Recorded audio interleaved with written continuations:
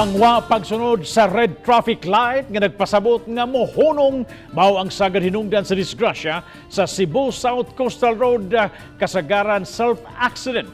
Apan ay usa ka pipila nga nakaangin pa sa laing sakyanan. Laing report ni Femari Dumabok. Ang mga disgrasya nahulikam sa Talisay City Command Center. Kining motorsiklo nga padong sa habagatan ni suway unta sa pagbeating the red light. Apan kay nang labang ng mga sakyanan kalit kini ni brake. Ug kay dangog ang dan na slide ug na-outbalance kini maong nalambag yun ang driver ug angkas niini.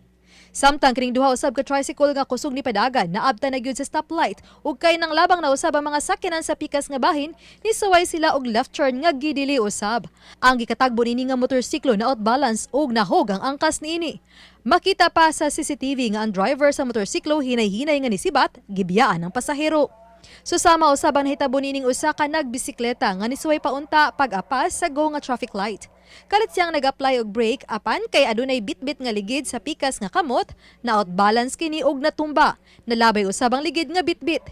Gipangita usab sa City Toda kining duha ka mga sakyanan nga didaro sa traffic cone atol sa kagabion sa managlahi nga adlaw. O kining auto nakabag-i dining delivery van kay gikan sa inner lane ni kalit kini og liwag pa center lane. Ang Pangulo sa Traffic Police ug City Toda kanunay ni pahinumdom sa mga motorista sa simpleng pagsunod sa traffic laws. Uban ni Jun Solon, ako si Femari Dumabok. Balitang Bisdak.